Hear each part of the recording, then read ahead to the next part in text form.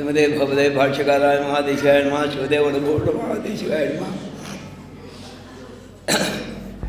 अस्मद्गुरुपरमगुरून् गिरिवरपूर्णौदयामणं रामं पद्माक्षनाथचरजिच्छेनेन्द्रमारमावतीं वन्दे दिशन्तु मे देव सदा त्वदीयाः दयातरङ्गाणुजलाकटाक्षाः शिरोत्रेण पुंसामब्दङ्क्षदन्तीं तदस्वतीं सद्गतकामधेनुं सन्तः श्रीरङ्गपत्वीय चरणत्राणशेखराः जयन्तिभुवनत्राणपदपङ्कजले नमः भरताय परं नमोऽस्तु तस्मै प्रथमोदाहरणाय भक्तिभाजां यद्भग्यमशेषदपृथिव्यां प्रतितो राघवपादुका प्रभावः श्रीविष्णुचित्तकुलनन्दनकल्पवल्लीं श्रीरङ्गराजगरिचन्दनयोगदृश्यां साक्षात् क्षमां करुणया कमलां विवाण्यां गोदावनन्यशरणः சகனம் பிரபத்தே அன்னவயல் புதுவையாண்டாளரங்கற்கு பண்ணு திருப்பாவை பல்பதியம் நிசையால் பாடி கொடுத்தாள் நற்பா மாலை பூமாலை சூடி கொடுத்தாளை சொல்லு சூடி கொடுத்த சுடற்கொடியே தொல் பாவை பாடியுள்ள வல்ல பல்வளையாய் நாடினே வேங்கடவர்க்கு என்னை விதி என்னை மாற்றம் நாம் கடவா வண்ணமே நல்கு.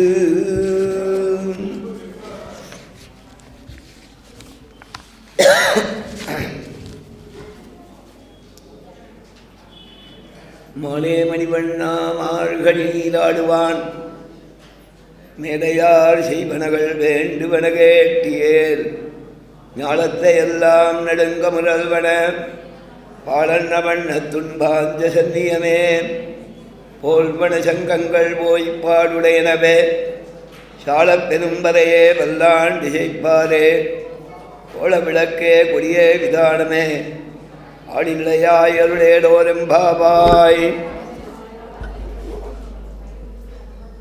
இந்த பாசுரம் 26வது பாசுரம். மாறி 23, அன்று 124, 25, மாலை 26வது பாசுரம். நாளைய தினம் விசேஷமாக சக்கர பொங்கல் பாசுரம். கூடாரிருந்தும் ஸ்ரீ கோவிந்தா. கண்ணன் தான் சிம்மாசனத்தில் வந்து உட்கார்ந்தான். அவன்தான் அந்த 5 லட்சம் குடிப்பெண்களும் அவனுடையதான திருவடிகளை தங்கள் உடம்புல வச்சுண்டு அது இவ்வளவு மிருதுவாக இருக்கு, நமக்காக சில அடிகள் நடந்தானே, அவன் சிரமம் எடுத்துட்டானேங்கிறதுக்காக பலவிதமாக அவனுக்கு பல்லாண்டு பாடினார்கள். அதன் பிறகு முன் பாசுரத்தில் உருத்திமகனாய் பிறந்துங்கிறதுல லோகத்தில் எல்லாரையும் அனுகிரகிக்கிறதுக்காக அஜாயமானகான்னு வேதம் வர்ணிக்கக்கூடிய நீ பிறப்பிலின்னு ஆழ்வார் அனுபவிக்கிறார். பிறப்பு இல்லாதவன் அந்த பிறப்பிலியான பெருமாள் நிலை வரம்பில பல பிறப்பாய் ஒளிவரு முழு நலம்னு ஆழ்வார் அனுபவிக்கும்படி, அதே ஆழ்வார் அனுபவிக்கும்படி முடிவில்லாமல் இன்ன அவதாரம்தான் என்று கணக்கில்லாமல் பக்தர்களை அனுகிரகிப்பதற்காக, தேவகாரியம் செய்வதற்காக, பக்தனை ஆபத்திலேருந்து காப்பாற்றுறதுக்கான பதபடிகளில் பலவிதமான உருக்களை அவதாரமாக செய்தான். கர்மாவாலே ஏற்பட்ட பிறவி இல்லை, தன் சங்கல்பத்தாலே செய்த பிறவி, தன் சங்கல்பத்தாலே எடுக்கின்ற அவதாரங்கள்.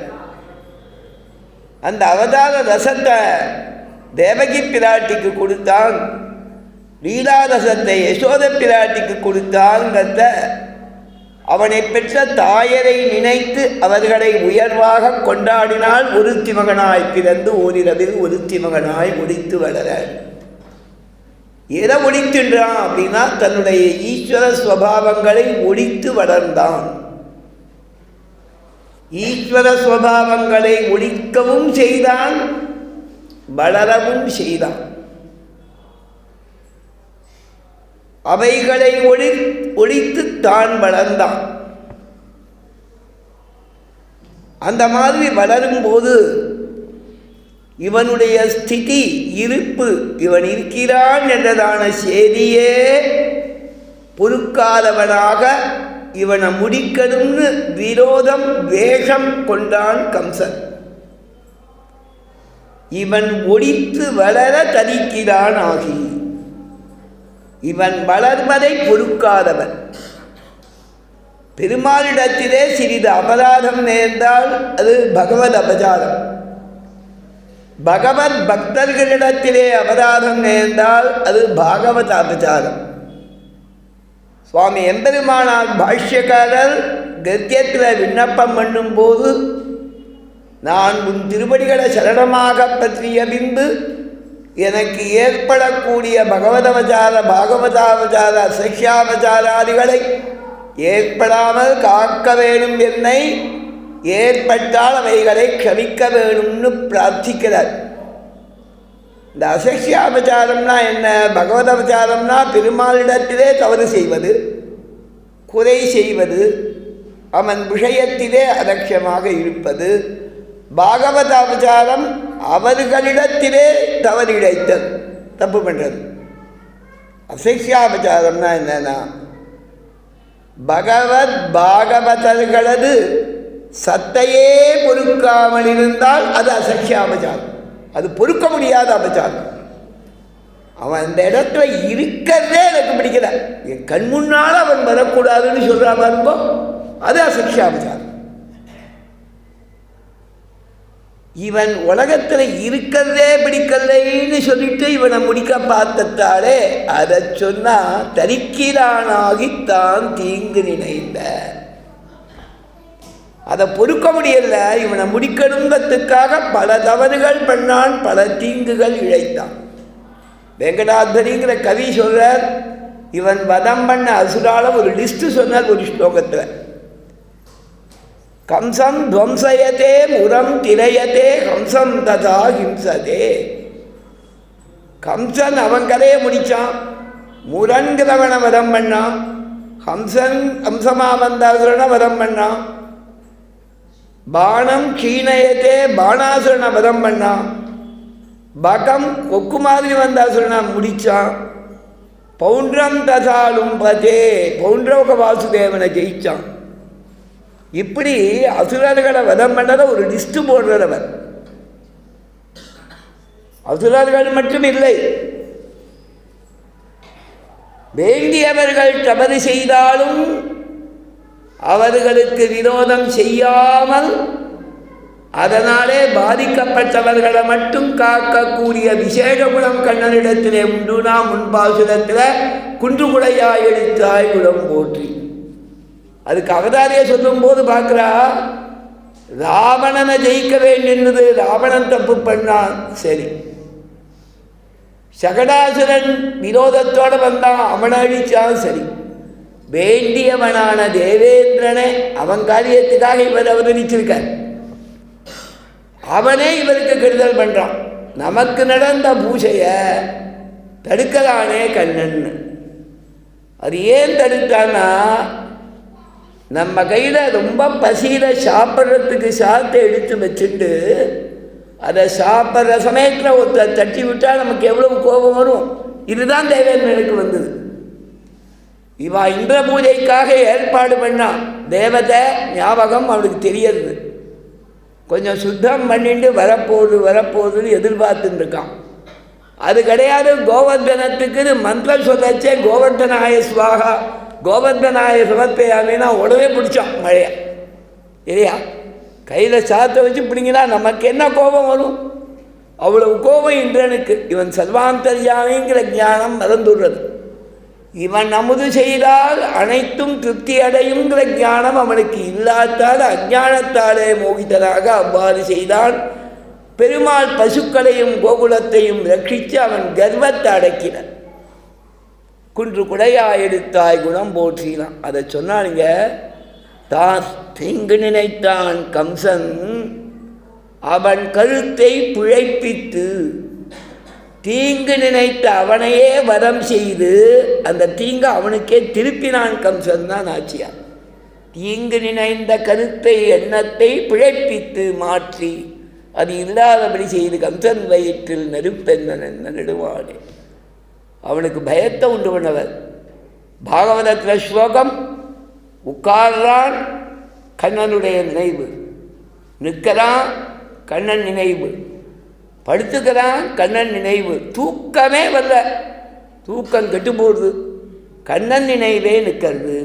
வேஷத்தாரு வேஷா சைத்யாதேயோ நிருபாகா கோபிய பிரீத்தியா பயாத் கம்சகா. இவங்கிட்டேருந்து பயம், அதனால் எப்பவும் நினச்சிட்டு இருந்தாங்க ஸ்ரீபாகவதத்தில் சுகபிரம்மம். அந்த ரீதியிலே கம்சனை கஞ்சன் வயிற்றில் நெருப்பென்ன நின்ற நெடுமாடே. இந்த நெடுமாடேங்கிற பதமும் இந்த மாடேங்கிற பதமும் அழகு. கொஞ்சம் அர்த்தத்தில் வித்தியாசம். நெடுமாள்னாக்க தீர்க்கமான வியாமோகம், மோகம்னா ஆசை, ஆமோகம் அப்படின்னா கொஞ்சம் அதிகமான ஆசை. வியாமோகம்னு வீயானு 2 உபசர்கள் சேர்ந்தா ரொம்ப விசேஷமான ஈடுபாடு, அதிலேயே பற்றி நிற்கிறது, மனசு அதையே தொத்தின்றிருக்குங்கிறது வியாமோகம். எம்பெருமானுக்கு யாரிடத்திலே வியாமோகம், அதுவும் தீர்க்கமான வியாமோகம் அப்படின்னா கோபிகள் பரபரச்சத்தால கம்சனை வதம் பண்ணதான் கஞ்சன் வயிற்றில் நெருப்பென்ன நின்ன நெடுமாடேனா. பக்தர்களிடத்திலே பிரியத்தாலே செய்த காரியங்கிறத அந்த நெடுமாடேங்கிற சப்தம் காண்பிக்கிறது. கண்ணன் கேட்கிறார், என்ன வேணும்? சொல்கிறோம் சுவாமி, உன்னை அறுத்தித்து வந்தோம் பறை. பறைனாக்கா வாத்தியம். வாத்தியம்னு சொன்னது உபலக்ஷணம், 19 சொல்லித்து. விரதத்துக்கு வேண்டிய அனைத்தும் தர வேணும். எங்களுக்குள்ளே இருக்கக்கூடிய உபகரணமான ஸ்ரத்தா பக்தி முதலானவை, பாக்கிய உபகரணமான புஷ்பங்கள் பழங்கள் ஆராதனத்துக்கு வேண்டியவை, நோன்பு அனுஷ்டிக்க வேண்டியவை, சால பெரும்பறை பல்லாண்டு செய்ப்பவர் கோலவிளக்கு பின்னால் லிஸ்ட்டு போடப்பதா அதெல்லாம் தரணும்னு அர்த்தம். உன்னை அறுத்தித்து வந்தோம் பறை, உன்னை பறை அறுத்தித்து வந்தோம், அது ஒரு அர்த்தம். என்னம்மா வேணும்னு கேட்டலாம். உன்னை அறுத்தித்து வந்தோம் பறை, பறைனா என்னன்னு கேட்குறியா? உன்னை அறுத்தித்து வந்தோம்னா நாங்கள் கேட்கறது உன்னையேன்னு தாற்பயம். உன்னை உன்னை அறுத்தித்து வந்தோம், அதாவது திகர்மக்கம்னு தாத்துன்னு சம்ஸ்கிருதத்தில். சரியா? பசுமாட்டை கறக்கலாம், பாலை கறக்கலாம். பசுமாட்டிடம் பாலை கறக்கிறான்ங்கிற அர்த்தத்தில் அதே தித்தியா விபக்தி 2வது வேற்றுமை வரும். உன்னை அறுத்தித்து வந்தோம், உங்ககிட்ட கேட்டுன்னு வந்தோம், இன்னொருத்தங்கிட்ட கேட்குற, உன்னையே கேட்டுன்னு வந்தோம், இன்னொரு விஷயத்தை கேட்குற. 2 அர்த்தமும் அந்த உன்னை அறுத்தித்து வந்தோங்கிறதுக்கு ஆச்சாரியார் சொல்கிற வழக்கம். பதை தருதியாகில் எங்கள் இஷ்டம் தந்தாயாகில், விரதத்துக்கு வேண்டிய உபகரணங்கள் தந்தாயாகில், பாடுவதற்கு வேண்டிய சாமகிரிகள் தந்தாயாகில், கானமே பிரதான ஆராதனம் அந்த பாவை நோன்பு. அங்கேது கூட பூர்த்திக்காக. என்ன சுவாமி, பெருமாள் எதை பெருசாக நினைக்கிறேன்னா உபய வேதம் விண்ணப்பம் பண்ணுறதை பெருசாக நினைக்கிறேன். ஆழ்வார் எதை பெருசாக நினைக்கிறேன்னா வேதங்களை விண்ணப்பம் பண்ணுறது இவர் வயத்துக்கு திருப்தியை தருதான். பெருமாள் சந்நிதியில் வேதத்தை விண்ணப்பம் பண்ணால் ருக்கு எசு சாம அதை வேற ருக்கு எசு சாம வேற நான் மலர் கொண்டு ஒன்றா ஆராதிக்கணும் இல்லையா சுவாமி? உண்ணானால் பசியாவது ஒன்றில்லை, ஓவாரே நமோ நாரணாவென்று எண்ணானாலும். நாராயணா நமோ நாராயணா ஏன்னு எண்ணாதனால், நினைக்காதனால். இருக்கேசு சாமவேத நான் மலர் கொண்டு உன பாதம் நன்னானாலும்.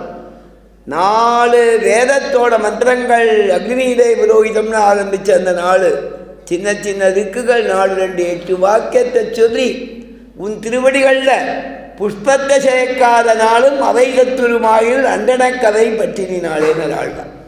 அது இவருக்கு திருப்தி. அதுக்கப்புறம் உபசாரம் நைவேத்தியம்.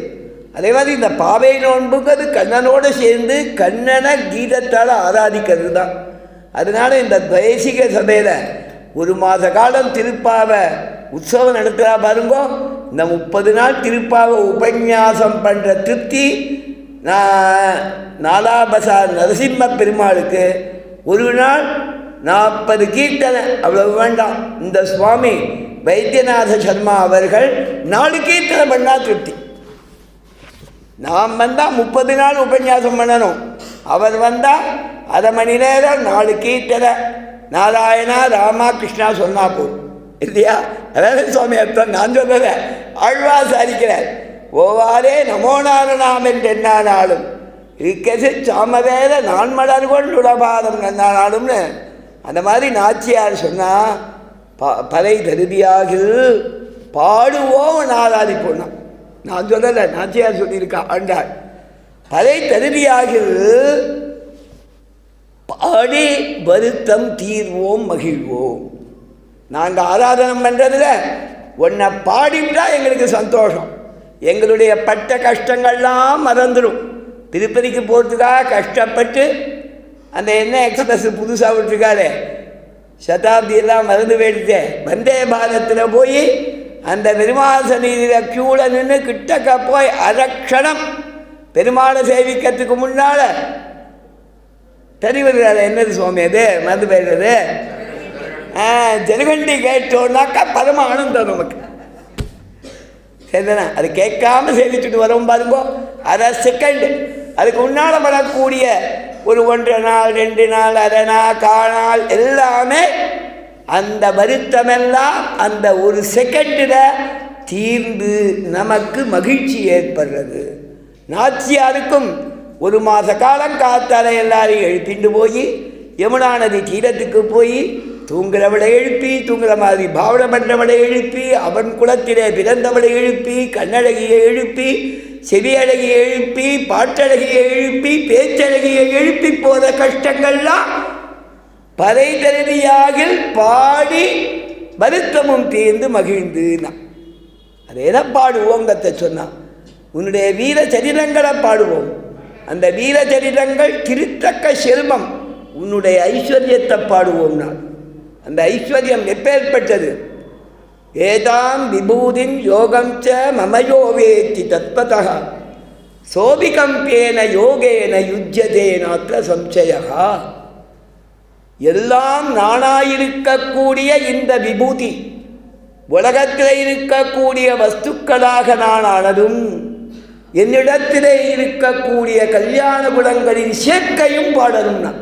நான் திருத்தக்க செல்வம் லக்ஷ்மிக்கு தகுந்த ஐஸ்வர்யம். அது தேசிக சம்பிரதாயத்தில் லக்ஷ்மியும் விபு, பெருமாளும் விபு, 2 பேரும் சேர்ந்து ஒரே ஈஸ்வர தத்துவம். அந்த எங்கும் வியாபித்த லக்ஷ்மி தத்துவத்துக்கு சரியாக வியாபிச்சிருக்கக்கூடிய விஷ்ணு தத்துவம்னு இந்த சம்பிரதாயம். அதை சொன்னால் திருத்தக்க செல்வம். விபூதி எங்கும் பரவியிருப்பது. பூதினா ஐஸ்வர்யம், விபூதிர் பூதிர் ஐஸ்வர்யம்னு அமரகோஷம். பூதினாக்கா ஐஸ்வர்யம். அஷ்டபூத்திர் பகிர்புத்மியோ மகா, அதுவும் பூத்தின்னு வருது சிவனுக்கு. விசிஷ்டமான பூதி உடையவன்கிறதால தான் விபூதியை சொல்கிறான். அது ஒரு நமக்கு ஐஸ்வர்யங்கிற தாத்பரியத்தில்.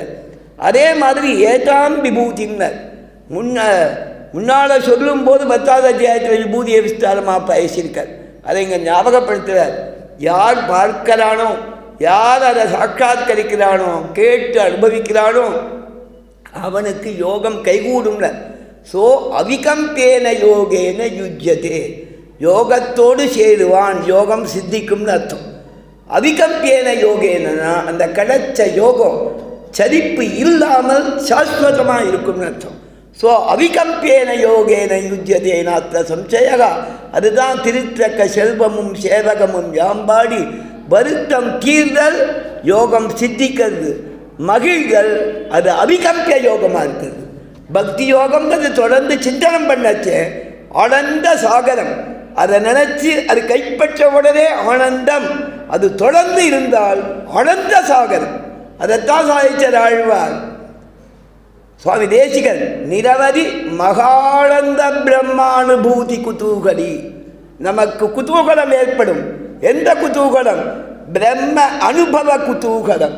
எப்பேற்பட்ட பிரம்மத்தோட அனுபவ குதூகலம்? நிரவதி பிரம்மம், மகானந்த பிரம்மம், வசந்த ஆனந்தமான பிரம்மம், முடிவில்லாத பெரிய ஆனந்தமான பிரம்மானுபவம். இதை இவ்வளவுதான் நாங்கள் சொல்ல முடியும். நேரக பிரம்மத்தை அனுபவிச்சதுனால்தான் நிரவதி மகானந்தம் என்னங்கிறத we can sense it, we can feel it. இல்லையா சுவாமி? வாயால் எத்தனை சொன்னால் என்ன சுவாமி? சக்கர பொங்கல், சக்கர பொங்கல், சக்கர பொங்கல், சக்கர பொங்கல், நாளைக்கு காத்தா சக்கர பொங்கல், நேதி காத்தா சக்கர பொங்கல் தான். நிரவதி மகானந்த பிரம்மானுபூதி. அதே மாதிரி கீதை சொல்லியிருக்கு, அது சொல்லியிருக்கு, ராமாயணம் சொல்லியிருக்கு, பாகவதம். பிரயோஜனம் இல்லை. யோகம் பண்ணுங்கோ, பெரிய பக்தி யோகம் சித்திக்கட்டும். எப்போதும் பெருமாளுக்கு கைங்கரியம் பண்ணுங்கோ, பெருமாளை போய் சேவிங்கோ, நாடாபர நரசிம்மனை சேவிங்கோ, அவன் முன்னால தன்மயமாக நில்லுங்கோ, நிரவதி மகானந்த பிரம்மானுபூதி.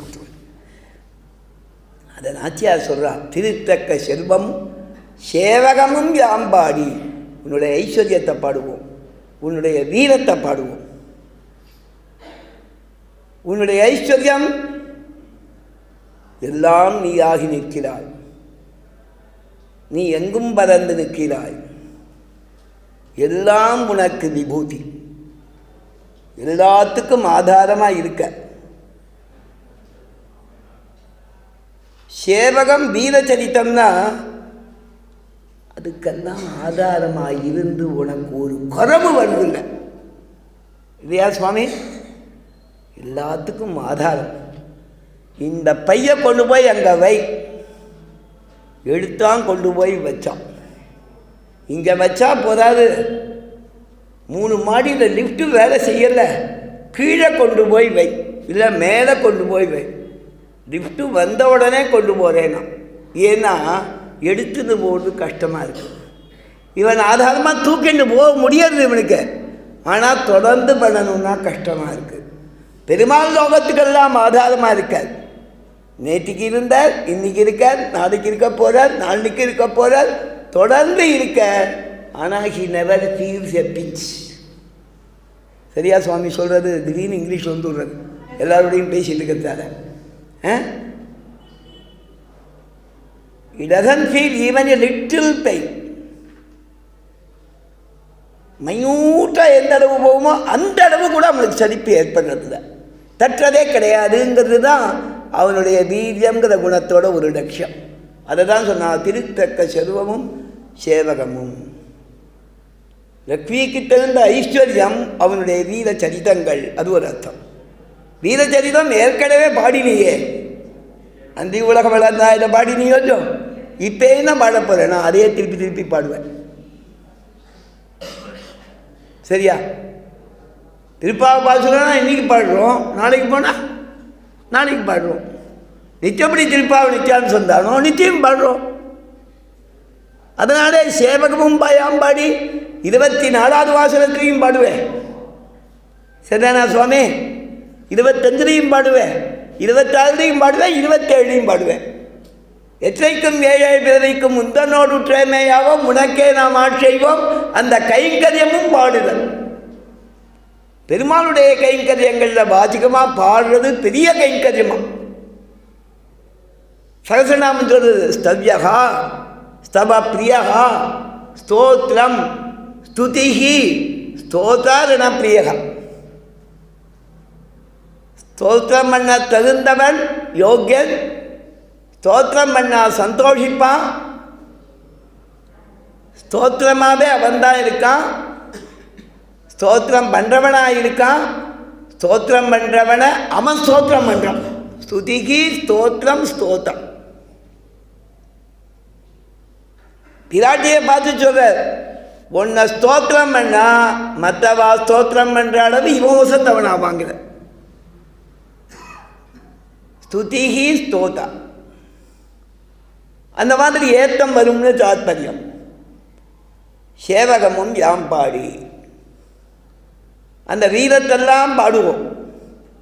வீரம்தான் சண்டை போடுறது மட்டும் இல்லை, பலம் நிறைஞ்சவனாக இருக்கிறது, எதையும் தாங்கக்கூடிய சக்தி இருக்கிறது, எல்லாமே அவனுடைய வீரம். அதை சொன்னான். அது ஐஸ்வர்யம் சேவகமும் யாம்பாடின்னு வீரச்சரிதங்கள்ங்கிறது பிரதானமாக எடுத்தால் இதைகளை சொல்லலாம் அப்படிங்கிறது தாத்பரியம். இவாளுக்கு எல்லாமே போக்கியமாக இருக்குது. வருத்தம் தீரும் மகிழும். திருத்தக்க செல்வம் பாடி வருத்தம் தீரும், சேவகம் பாடி மகிழ்ச்சி ஏற்படும். திருத்தக்க செல்வம் வருத்தம் தீரும், சேவகம் மகிழ்ச்சி கொள்வோம். இல்லையா?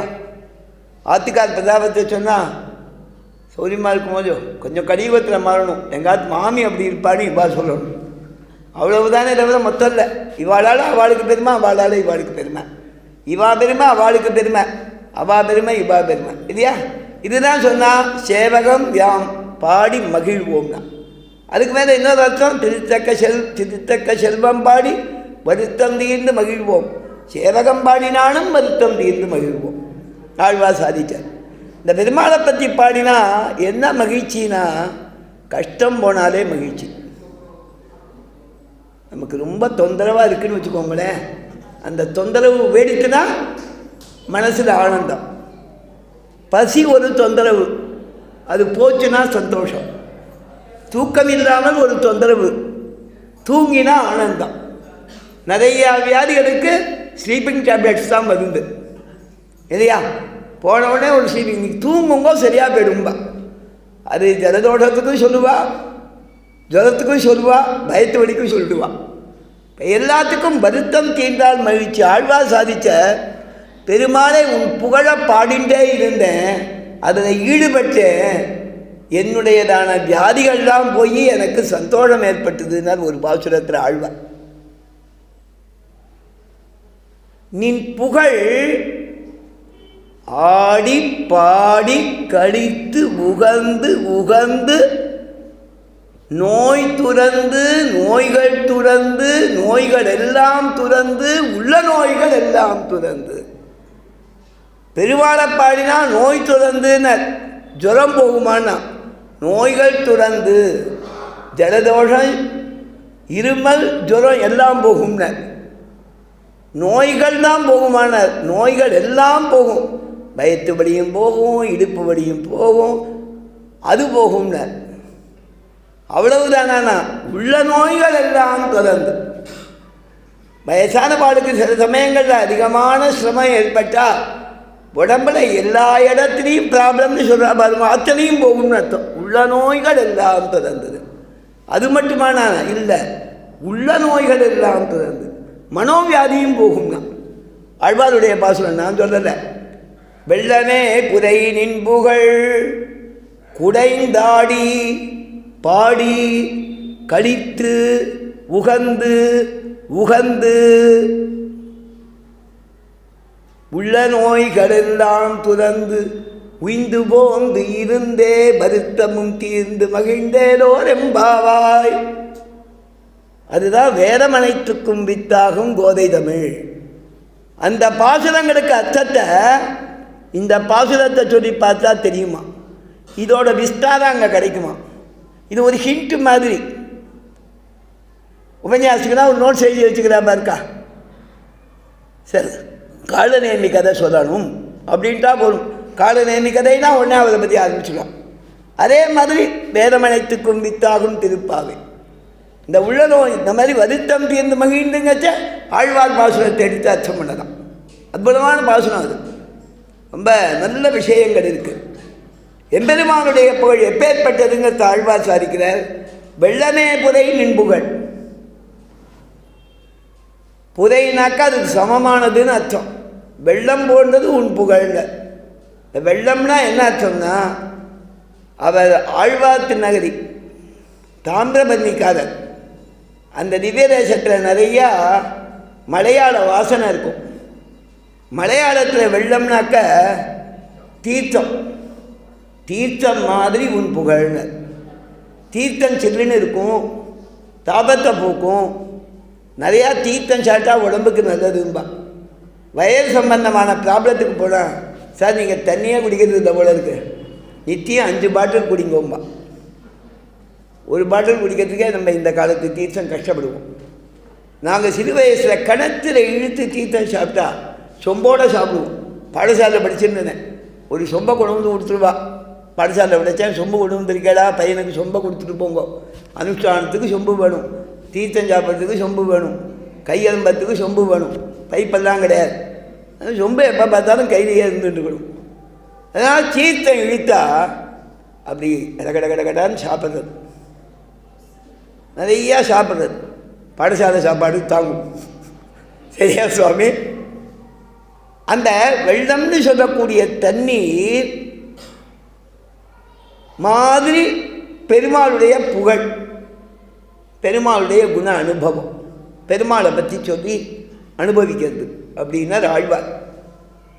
அதில் எப்படி ஜலன்னா தீர்த்தம் ஆடுறோம், இந்த புகழில் தீர்த்தம் ஆடணும்னு எப்படி தீர்த்தம் ஆடணுங்கிறத ஆழ்வார் சாதிக்கிறார். ஜலத்தை எடுத்து முண்டு கொட்டின்றேன்னா பிரயோஜனம் இல்லை, அதில் குடைந்தாட வேணும்னு ஆழ்வார். குடைந்தாடுதல் தான் என்ன? அபகாக ஸ்நானம், அமிழ்ந்து ஸ்நானம் பண்ணணும். சாஸ்திரம் அமிழ்ந்து ஸ்நானம் பண்ணணும்னு.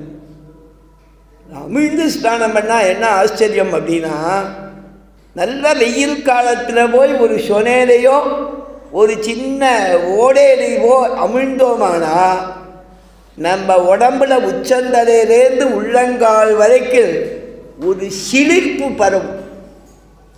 we can feel it. அப்படி உடம்புல படுற சில்லிப்பு உடம்புல உள்ளுக்குள்ளே போய் நம்ம கண்ணில் அந்த வெப்பத்தால் ஏற்பட்ட ஒரு எரிச்சல் அப்படியே அடங்கும். அதே மாதிரி உள்ளுக்குள்ள நாச்சியார் சொல்கிற மாதிரி குள்ளக்குளிர குடைந்து நீராடாதுன்னு குள்ளக்குளிரங்கிற அர்த்தம் நமக்கு தெரியும். உள்ளுக்குள்ள சில்லுன்னு உரைக்கும், உடம்பு முழுக்க ஒரு ஆனந்தம் பரவும். அதுதான் குடைந்து நீராடுதல்ல, அமிழ்ந்து தீர்த்தமாடுதல பெரிய சந்தோஷம். அது ஆழ்வார் சாதிக்கிறார். வெள்ளமே புரை நின்புகள் குடைந்தாடி. பாத்ரூமில் சில பேர் பாடுவான், ஆழ்வாரும் காமிக்கிறார். குடைந்தாடின்னு ஸ்நானம் பண்ணச்சே அவனே அறியாமல் பாடுவானான். குடைந்தாடி பாடி சரிதானா? குடைந்தாடுனா அமிழ்ந்து தீர்த்தம் மாறுறதுன்னு அர்த்தம். இன்னொரு அர்த்தம், வெள்ளமே புரை நின்புகள் குடைந்து. பெருமாளுடைய குணங்களை, பெருமாளுடைய கீர்த்தியை குடையதுன்னா என்ன அர்த்தம்னா அதை மேலே மேலே விசாரம் பண்ணணும். கோவர்தனகிரியை தாங்கினரே பெருமாள், அது கோபர்களிடத்திலே கிருபை இரக்கமா இந்திரன்கிட்ட கோபமா பட்டிமன்றம் வைக்கணும். நமக்குள்ள ஆளெல்லாம் தேடக்கூடாது, அவளுக்கு அப்புறம் சம்பாவனை பண்ணணும். நமக்குள்ள பட்டிமன்றம், இதுவா அதுவா. பாதி சுகபிரம்ம ஸ்லோகத்தை என்ன போட்டிருக்கா பாரு, விஷ்ணுபுராணத்தில் என்ன போட்டிருக்காரு பாரு. இந்த கருணையா இந்திரன்கிட்ட கோபமா? இந்திரனை கர்வபங்கம் பண்ணணுங்கிறதுக்காக கொடையாடுச்சதா, இவாளை காப்பாற்றுறதுக்காக கொடையாடுறா? ஒரு விசாரம் பண்ண, அதுதான் குடைதல். பிரம்ம விசாரம் பண்ணுறது, பிரம்மசூத்திரத்தை படிக்கிறது, அதில் குணங்களை சொல்லியிருக்காங்கிறது. நிர்குண பிரம்மத்தை சொல்கிறதா சகுண பிரம்மத்தை சொல்கிறதாங்கிறது, பெருமாளுடைய எந்த குணத்தை சொல்கிறதுன்னு விசாரிக்கிறது. இதெல்லாம் குடைந்துங்கிறதுக்கு அர்த்தம். குடைந்தாடுதல்ங்கிறது அந்த மாதிரி தீவிரமாக நியாயங்களை கொண்டு விசாரிக்கிறது. பாடுதல் அப்படின்னு சொல்லி அவனுடைய குணங்களை பாடுதல். குடைந்தாடி பாடி, ஆடி வருது பாடி வருது. தீர்த்தம் ஆட செய்யும் ஜாலியாக குறிப்பானான். சின்ன குழந்தைகளை கொண்டு போய் ஒரு குளத்தில் கொண்டு போய் விட்டு பாருங்கோ, அப்பா இங்கே அமர்ந்திருக்கேன்னு சொல்லுவோம் இல்லையா? அங்கே போய் இப்படி இப்படி தட்டி தட்டி விளையாடும். ஆடி குடைந்து ஆடி உடனே ஆடும் பாடும். பாடி இதனாலே ஏற்படக்கூடிய மன அனுபவம் கழித்து. மனசிலே கழிப்புனா மனசில் ஏற்படக்கூடிய ஆனந்தம். அந்த ஆனந்தம் ஏற்படச்சே நமக்கு ஒரு திருப்தி, மற்றதெல்லாம் மறந்துடுவோம். கழித்து உகந்து. ஆழ்வார் இன்னொரு உகந்து போட்டிருக்கார். கழித்து உகந்து உகந்து அப்படின்னா பரமானந்தத்தை அடைஞ்சின்னு அர்த்தம். ஆனந்தம் ஏற்பட்டால் நோய்கள் போகும் இல்லையா சுவாமி? சில சமயம் ரொம்ப ப்ரெஷர், சுவாமி உங்களுக்கு டென்ஷன் தான் சார், நிம்மதியாக எல்லாத்தையும் வந்துட்டு ரெஸ்ட்டாக இருந்தோம், அத்தனையும் சரியாயிடும் அப்படின்னு சொல்கிறா பாருங்கோ. ஆழ்வார் காண்பிச்சிருக்கார்.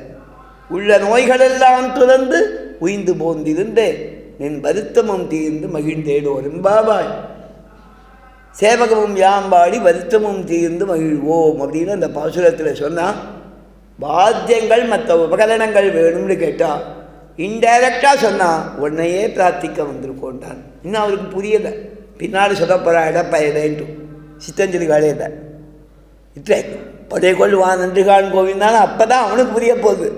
இவா உள்ளுக்குள்ளே வச்சு பேசுறது அவனுக்கு புரியலை, ஆனால் வச்சு பேசுகிறான். உன்னை அதிர்த்திட்டு வந்தோம் இங்கே ஒரு ஹிண்ட் கொடுத்துட்டானா ஆச்சியாங்கிறது அந்த பாசுரத்தில் ஒரு விசேஷம். அதற்கப்புறம் பெருமாளை இவாள் தான் சேவிச்சாளாம். முதல்ல பொதுவாக பார்த்து சேவித்து பெருமாள்கிட்ட என்ன வேணும்னு கேட்டால் சொல்லிவிட்டான். அதுக்கப்புறம் திருப்பி எங்களுக்கு நிறையா வேணும் சுவாமி அப்படின்னா. அவர் சொன்ன என்ன வேணும்னு கேட்டேன். நிறையா சங்கு வேணும். எந்த மாதிரி சங்கம் தெரியுமா? உங்கள்கிட்ட இருக்கிற மாதிரி வேணும். சில சமயம் யாரையாவது அழிச்சுன்னு போனோன்னா நம்ம ட்ரெஸ் நல்லா இருந்ததுன்னா இதே மாதிரி ட்ரெஸ் எங்கே வேணும்னு கேட்பான் இல்லையா? அதே மாதிரி உன்னோட சங்கம் மாதிரி உன் பாஞ்ச சன்னியமே போல்வன சங்கம் எத்தனை வேணும்னு அரவை. யாராவது முக்கியமான வாழ்க்கை 5 லட்சம் பேருக்கு வேணும். பாஞ்ச சன்னியமே போல்வன சங்கங்கள். அந்த சங்கத்துக்கு என்ன குணங்கத்தை நாச்சியார் அனுபவிக்கிறான். பின்னால் நாச்சியார் திருமொழியில் சங்கத்துக்கிட்ட பகவத் அனுபவம் எப்படி இருந்ததுன்னு கேட்க போகிறா பின்னால். இப்போ பாஞ்சஜன்யத்தை நினச்ச உடனே அவளுக்கு பாஞ்சஜன்யத்தை பற்றி ஒரு அனுபவம். ஞாலத்தையெல்லாம் நடுங்க முரல்வன பாஞ்சஜன்யமே போல்வன சங்கங்கள். உலகங்கள்லாம் நடுங்கும்படி சப்திக்கக்கூடிய சங்கமாக இருக்கணும். சரியா சுவாமி? சிலமே நிறைய ஹை காஸ்ட் ரொம்ப ரொம்ப பெஸ்ட்டு கார்னு ஒன்று வாங்கிடுவோம். அது வாங்கி 3ஆம் நாள் அந்த கம்பெனிக்காரன் திருப்பி காரை கொடுத்துட்டு உனக்கு பணம் தந்து விட்றேங்கிறான். அது ஏதோ ஒரு ஃபால்ட் இருக்குங்கிறான். அது மாதிரி சொல்கிறாவ நீ கொடுத்தாப்பதான் அது டெஸ்ட் பண்ணச்சே அரணே அடிக்காததாக இருக்கக்கூடாது. ஞானத்தையெல்லாம் நீயே டெஸ்ட் பண்ணித்தானா. ஞானத்தையெல்லாம் நெருங்க முதல்வட பாலண்ண வண்ணத்து, அது நிறமும் பார்க்க அழகாக இருக்கும். பாலண்ண வண்ணத்துன் பாஞ்ச சன்னியமே போல்வட சங்கங்கள். இன்னும் என்ன வேணும்னார்? நல்ல விஸ்தோரமாக பிரம்மாண்டமாக இருக்கக்கூடிய போய்ப்பாடுடையவரவே சால பெரும்பதை. பதை பெரும்பதை சால பெரும்பதை. சாலனா ரொம்ப அதிகமாக பெருசாக இருக்கிற பதை. அது நல்ல விஸ்தாரமாக இருக்கணும்னா. திருக்குறந்தாண்டவன் சாதிச்சாவும் ஏய் ஏதோ பேண்டு வாத்தியம் சப்தம் கேட்குறதேடா, என்னதுடா பேண்ட் கோஷ்டி வருதா, அதில் பிரம்மாண்டமாக வாயை வச்சுன்னு 2 பக்கம் ஒன்று வருமேடா அப்படின்னா பேண்ட் வாத்தியத்தை அதனால் உறக்க சப்திக்கிற மாதிரி 2 பெருசாக வச்சுருப்பான். அதனால் போதவா வரவா வழி விட்டுருவா ஈஸியாக. அதை இடிச்சா அப்புறம் பிடிச்சுக்க போகிறாருன்ட்டு போய் பாடுடையவே சால பெரும்பரையேனா. அதுக்கு மேலே எங்களுக்கு அனுகிரகம் ஆசீர்வாதம் பண்ணுறதுக்கு பல்லாண்டு செய்ப்பவர்கள் போடும், அத்தியாபகால் போடும்னா. பல்லாண்டு செய்ப்பவர்கள்னால் வேதம் வரல பிராமணர்கள்னு அர்த்தம். பல்லாண்டு செய்ப்பவர்கள் மங்களாசாசனம் பண்ணணும். நாங்கள் போகும்போது பின்னால் சொஸ்திவாசனம் சொல்லிட்டு இருக்கணும். நாங்கள் போய் விரதம் பூர்த்தியாகி அவளை சேவித்தோமானால் சுமங்கலீரி எம்பது தசாஸ்தியாம் புத்திரானாதே வரிதேகாத சங்கதின்னு ஆசீர்வாதம் பண்ணுறவா போடும். பல்லாண்டு செய்ப்பவர்கள் போடும். அதற்கு மேலே என்ன போடும்னா விடிய காத்தாத வேலை யமுனா நதி தீரம் தீபம் அங்கே போட்டுக்க மாட்டான் முனிசிபாலிட்டியில். நாங்கள் தான் தீபம் எடுத்துன்னு போகணும். எல்லாருக்கும் ஒரு தீபம் கொடுக்கும். கோல விளக்கு, அலங்கார தீபம், கொடிகள் கொடுக்கணும். விதானம் ஒரு மேற்கட்டி அங்கே போய் விரதம் அனுஷ்டிக்கச்சா மேலே பனி விழாமல் இருக்கிறதுக்குன்னு வியாக்கியானம் பண்ணுறான். ஒவ்வொன்றுக்கும் ஒவ்வொரு பிரயோஜனமாக பெரியவா சொல்கிறது. உத்தமூர் சுவாமி தன் வியாக்கியானத்தில் கொஞ்சம் வியக்தமாக காண்பிக்கிறார். அதாவது வெளியூர்கள்லேருந்து இவா விரதத்தில் சேர்ந்துக்கணும்னு சில பேர் வருவாள். நாச்சியார் சிவிலிபுத்தூரில் நாச்சியார் விரதம் அனுஷ்டிக்கிறார். திருமுக்களத்து கரையில் நாம் எல்லாம் போகணும்னு பஸ்ஸில் ஏறி கிளம்புவா. பஸ் ஸ்டாண்டில் இறங்கிடுவா. எங்கே நடக்கிறதுன்னு தெரியணும். அப்போ என்ன ஆகும்னா அந்த ஊரில் எந்த பக்கத்தில் சங்கங்கள்லாம் இவா கோடிச்சுண்டு ஆதாரம் பண்ணுறாளோ பாவ நோன்பு அனுஷ்டிக்கிறாளோ அந்த சத்தம் கொஞ்சம் தூரம் விழும். பிராச்சீனத்தில் எல்லா ஊர்கள்லேயும் கிராமங்களில் சங்கு உதரவான்னு இருப்பாள். இந்த மாதிரி விடியற்காத்தால் எழுந்திருக்க வேண்டிய சமயத்தில் அவள் எழுப்புவாள். மார்கழி மாதம்தான் 3 மணிக்கு சங்கூதி வருவாள். ஒரு கிராமத்தில் அவனுக்கு டேன் போட்டிருக்கா கவர்மெண்ட்டே அவளுக்கு ஏதோ கிராண்ட் தருவாள். ஒவ்வொரு நாள் ஒவ்வொரு கிராமத்தில் போய் அவன் ஊதுவான். ஒரு 7-8 கிராமத்துக்கு அவனே இருப்பான். எல்லா கிராமமும் பக்கத்தில் இருக்கும். ஒரு ஊரில் ஊதினாலே பக்கத்தில் 1 கிலோமீட்டரில் இருக்கிற கிராமத்தில் அந்த சப்தம் கேட்க முடிய காத்தால வேலையில். அதே மாதிரி இன்றைக்கி ஒரு 3 கிராமத்தில் ஊதுவான், நாளைக்கு ஒரு 3 கிராமத்தில் ஊதுவான். ஊதிட்டு வருவான் சங்கத்தை. கூட மணி அடிச்சுன்னு வருவான். அந்த கம்பி மாதிரி பெருமாள் சந்திரிக்கு தான் அடிக்கிறாள் அந்த கண்டை மாதிரி ஒன்று ஒரு பெல்லை தட்டின்னு வருவான். பெல்னா இந்த கண்டை கிடையாது, இப்படி ரவுண்டாக இருக்கிற சர்க்குலாக இருக்கக்கூடிய ஒரு வெங்கடத்தில் இருக்கிறது. அதை தட்டினா அது சப்தம் வரும். அது கூட அதுக்கு சேர்ந்து நன்னா இருக்கும். அவன் ஒரு விதமாக தட்டின்னு வருவான். அந்த சங்கூதுகள் அப்போ சங்கங்கள் வேணும்னு கேட்குறான். சங்கு இந்த சங்கத்மானம் அந்த சங்கூதிகள் ஊதச்சே ஒரு 2-3 கிராமத்துக்கு கேட்கும் காத்தால 3 மணிக்கு. சரிதானே? இப்போ அந்த இது கிடையாது. அப்போ தான் எலக்ட்ரிக்கல் சங்கம் வச்சான் எல்லா இடத்துலையும் ஊதத்துக்கு. இப்போ அது அவசியம் கிடையாது. எல்லா கையிலையும் இருக்குது, நிறையா மாட்டிக்கிறான். எல்லா விதத்துலேயும் செல்லு இருக்குது. இப்போ அலாரமும் வைக்கிறது முடியாது. அதனால் இதுக்கு எல்லாரையும் டிஸ்டர்ப் பண்ணுறது. அவாவா தான் வச்சுட்டு தன் காதுக்குள்ளே விழுந்தாலும் எழுந்திருக்காமல் கூட இருக்கலாம். இஷ்டம் இருந்தால் எழுந்திருக்கலாம். அதுனா கட்டாயம் எழுந்துட்டாகணும். அந்த சத்தம் பொறுத்துக்க முடியாது. அந்த மாதிரி ரீதியில் அந்த சங்கங்கள் வேணும், பல்லாண்டு சேர்ப்பவர்கள் வேணும். அது முதல்ல சங்கத்துக்கு பிரயோஜனம். ஒரு இந்த பக்கத்தில் அந்த பாவை நோன்பு அனுஷ்டிக்கிறவா கூட்டமாக கூடியிருக்கான்னு அந்த பக்கம் நடக்க ஆரம்பிப்பாளாம். சரிதானா? சங்கம். அதன் பிறகு பறைங்கிற வாத்தியம் அந்த ஊருக்குள்ளே எந்த இடம்னு திக்கு தெரியும். அதில் எந்த இடம்னு தெரியறதுக்கு அந்த பறை வாத்தியம் கொட்டச்சே இன்னும் கொஞ்சம் இந்த இடத்த லொக்கேஷனை அப்படியே நடந்து வரச்சே இந்த தெருவில் இருக்கான்னு தெரியும். அதன் பிறகு கிட்டக்க வரும்போது அடுத்த தெரு வரும்போது பல்லாண்டு சேர்ப்பவர்கள் இருப்பான். அவளுடைய கோஷம் வேத கோஷம் கேட்கும். அதன் பிறகு பார்த்தா கொடிகள். அதே மாதிரி தீபம். தீபம் எதுக்குன்னா பனி பெய்யுமா. சில சமயம் வழி தெரியாது, தீபம்னா தெரியும். அதற்காக தீபம். கிட்டக்க வதச்சே கொடி விதானம். இவா கோட்டியில் சேர்ந்தாப்பதான் மேற்கட்டி பனி விடாமல் இருக்கிறதுக்கு இதுக்கு பிரயோஜனம் எழுதியிருக்கான். இதெல்லாம் நிறையா எங்களுக்கு வேணும். 5 லட்சம் குடிப்பெண்களுக்கு வச்சுக்கோ. அப்படி இல்லைன்னா சிலரும் உங்கள்கிட்ட குறைச்சலாக இருந்ததுன்னா ஒரு சில ஆயிரங்கள் தான் 50 பேருக்கு 100 பேருக்குன்னு பிரித்து தந்துக்கிறோம். அதை வச்சு நாங்கள் மேனேஜ் பண்ணிக்கிறோம். நீ அதனால நீ நிறையா தரணும்னா இத்தனை என்னால் எப்படிமா தர முடியும்? உடனே சரி உங்கள்கிட்ட கேட்டுட்டோமே, இவனால் தர முடியுமான்னு பார்த்தா தர முடியான்னு பார்த்தா இவன் நல்ல கெட்டிக்காரன். தரதுக்கு சாமர்த்தியம். லோகம் மொத்தத்தையும் தன் வயத்தில் முழுங்கி வச்சுருந்தவன் அதை முழுங்கிட்டான். எதுக்கு முழுங்கினான்னா பிரளயம் எல்லாம் அப்படியே சின்னாபின்னமாகிட போகிறது. நம்ம வயத்தில் முழுங்கி வச்சுருந்தா எல்லாம் அப்படியே இருக்கும் இல்லையா சுவாமி? திருப்பி அதை எப்படி பண்ணலாம்? திருப்பி அப்படியே அவைகளை உமிழ்ந்து அந்தந்த வஸ்துக்கள் மாதிரி ஆக்கிடலாம் அப்படிங்கிறதுக்காக உமிழ்ந்தவன் முழுங்கியவன், விழுங்கி உமிழ்ந்தவன். அவன் யார்னா ஆடிநிலையாய் வடபத்ரசாயியாக இருந்தவன். அழல பவ்யனாக தான் செயலிச்சிருந்து இந்த உலகத்தெல்லாம் முழுங்கிய உனக்கு நாங்கள் கேட்குறத தர முடியாதா? ஆடிநிலையாய் அருள்னா அதை சொல்லச்சே அதற்கு முன்னால் இவா போய் அவன்கிட்ட பிரார்த்தித்த உடனே இவன் நமக்கு தருவானா? நம்ம கேட்டுட்டோமே பதை அப்படின்னு ஒரு சந்தேகம் வந்துதான். கண்ணனுடைய திருமேனியை பார்த்தாலும் அந்த திருமேனியில் என்ன வடிவு கொண்டதுங்கிறத வியாக்கியானம் பண்ணுறா.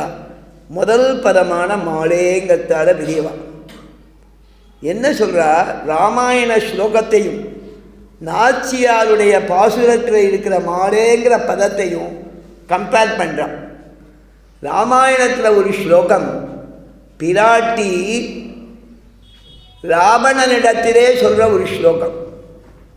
அந்த ஸ்லோகம் ராமாயணத்துக்கு உள்ளீடான தாத்பரியமான சக்கரவர்த்தி திருமகனுடைய குணத்தை காமிக்கிறது தான் அந்த ஸ்லோகம். அது என்ன அப்படின்னு கேட்டால், பெருமாள் ராமன் சரணாகத வத்சலன். இதுதான் ராமாயணத்தை மொத்தத்திலையும் காண்பிச்சதான பகவத்குணம், பிரதானமான குணங்கிறத அந்த பதம் காமிக்கிறதுனா அந்த வாக்கியம். பிராட்டி ராவணனிடத்திலே சொன்ன சொல் ராமாயணத்துக்கு உள்ளீடான சக்கரவர்த்தி திருமகனின் குணத்தை காமிக்கிறது. ராமாயணத்தின் உள்ளீடான தன்மையை, ராமனது தன்மையை விதிதஸ்வை தர்மஜா சரணாகத வத்சலகா தேன மைத்ரி பவதுதே எதி ஜீவிதுமிச்சசின்னு ராவணனுக்கு உபதேசிக்கும் போது விராட்டி என்னை கொண்டு போய் விட்டுரு, ராமன் கிட்ட ஸ்நேகமாக சக்கியம் பண்ணிக்கோ. தேன மைத்ரி பவதுதே, நீ உசுரோடு இருக்கணும்னு நினச்சா அவனோட தோழமை கொள்னு சொன்னான். அதை சொல்லச்சேன் ராமன் சரணாகத வத்சலன். இதை அடிப்படையாக வச்சுன்னு தான் 2 சம்பிரதாயத்திலையும் அபயப்பிரதான சாதத்தில் ராமாயணம் மொத்தமும் எப்பேற்பட்டதுன்னா சரணாகதியே அஞ்சுருவாணியாக கோக்கப்பட்டதுன்னு. ஒரு ரதத்தோட வண்டியோட சக்கரத்தில் அஞ்சுருவாணின்னு எல்லாத்தையும் இணைக்கக்கூடிய ஒரு பாகம் இருக்கும். அதே மாதிரி சக்கரத்தோட எல்லா அம்சங்களையும் சேர்க்கக்கூடிய பாகம் மாதிரி ராமாயணத்தில் எல்லா காண்டங்கள்லேயும் சொல்லப்பட்டதான ஒரு தாத்பரியார்த்தங்கிறது சரணாகதி. பாலகாண்டத்தில் தேவதைகள் சரணாகதி, அயோத்தியா காண்டத்தில் பரதாழ்வான் சரணாகதி, ஆரண்ய காண்டத்தில் ரிஷிகள் சரணாகதி, கிஷ்கிந்தா காண்டத்தில் சுக்ரீவ சரணாகதி, சுந்தர காண்டத்தில் திரிஜட சரணாகதி, யுத்த காண்டத்தில் விபீஷண சரணாகதின்னு சரணாகதியே அஞ்சுருவாணியாக கோக்கப்பட்டதுன்னு வியாக்கியானம் பண்ணா பெரியவா. ஆக ராமாயணத்துக்கு உள்ளீடான குணம் சரணாகத வத்சலகா. அதே மாதிரி நாச்சியார் கிருஷ்ணாவதாரத்துக்கு உள்ளீடான குணத்தை மாலே என்று சொல்கிறாள்னா, பிராட்டியோட அம்சம்தானே இவள். ராமாயணத்துக்கு உள்ளீடான குணத்தை சீதா பிராட்டி சொல்லியிருக்கா. கிருஷ்ணாவதாரத்துக்கு உள்ளீடான குணத்தை கிருஷ்ணாவதாரத்திலேயே ஈடுபட்ட நாச்சியார் சொல்கிறான்னு வியாக்கியானம் பண்ணுறான். சரிமா, இது பெரியவாச்சான் பிள்ளைன்னு வியாக்கியான சக்கரவர்த்தி. எல்லா வியாக்கியானங்களையும் பண்ணுறதுல ரொம்ப கெடிக்காத, ரொம்ப உசந்தவர்னு சம்பிரதாயத்தில் கொண்டாடுறார் பூர்வாச்சாரியர். சரணாகதவத் சதகா என்று ஸ்ரீராமாயணத்துக்கு உள்ளீடான பிரதான குணத்தை பிராட்டி நிலையிட்டால், மகாபாரதத்துக்கு உள்ளீடான எம்பெருமானது வியாமோக குணத்தை மாலே என்ற சம்போதனத்தாலே இவர்கள் நிலையிட்டார்கள்னா ஸ்தாபிச்சான்னு அர்த்தம். நிலையிடுறது இப்படி நிறுத்துறதுன்னு அர்த்தம், ஸ்தாபிச்சான்னு அர்த்தம். மகாபாரதம் கிருஷ்ணனை பற்றி பிரதானமாக பேசுறது, அவன் வைபவத்தை சொல்றது. வெளியில் ஒரு அவுட்லைன் தான் பாண்டவா கௌரவா கதை. அதில் பிரதானமாக இருக்கக்கூடிய சொல்லப்பட்ட தாத்பரியார்த்தம் கிருஷ்ண வைபவம். அதில் மகாபாரதத்துக்கு உள்ளீடான குணம் எம்பெருமானது பக்த வியாமோகம். அதுதான் மாளுங்கள். மாலே என்று இவர்கள் நிலையிட்டார்கள்னு வியாக்கியானம் பண்ணுறவர். இந்த மாலேங்கிற சப்தம் அவ்வளவு அழகான சப்தம். மானாக்க தீவிரமான ஈடுபாடுங்கிற அர்த்தத்தில் நிறுத்துகிறான். ஆழ்வார் சாதிக்கிறார். சதனா ஆழ்வார், நான் கிருஷ்ணா தத்துவம், கண்ணன் மேல் ஆசையே ஆழ்வார். ஆழ்வாருங்கிறது வேறு எதுவும் இல்லை. கண்ணன் மேல் ஆசைங்கிற ஒரு குணத்தை இடுங்கோ, அதுக்கு ஒரு ஆகாரம் கொடுத்து இப்படி இருத்துங்கோ, அதுதான் ஆழ்வாருங்கிறத. அதை சொல்லக்கூடிய அழகான பாசுரம். ஏற்கனவே சொல்லியிருக்கலாம் ஒரு நாள், இருந்தாலும் இன்றைக்கும் சொல்கிறேன் இதுக்காக. ஷடகோபன் நான் எப்பேற்பட்டவன் தெரியுமா? எம்பெருமான் அருளாலே எம்பெருமானில் மன்னியவன். எம்பெருமானது கடாட்சத்தாலே அவனிடத்திலே ஈடுபட்டு அப்படியே நிற்கிறவன் நான்.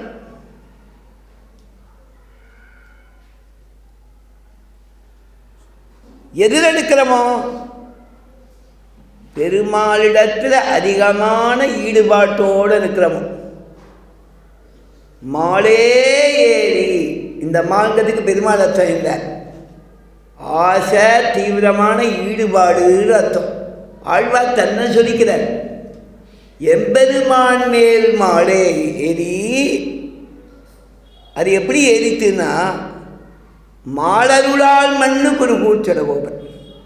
அவன் மேல ஆசை அவன் சங்கல்பத்தாலே என்னில் விஞ்சி நின்று அவனிடத்திலேயே மண்ணி இருக்கிற குருகூச்சடகோபன். மாலே ஏறி மாலருளால் மண்ணு குருகூச்சடகோபன்.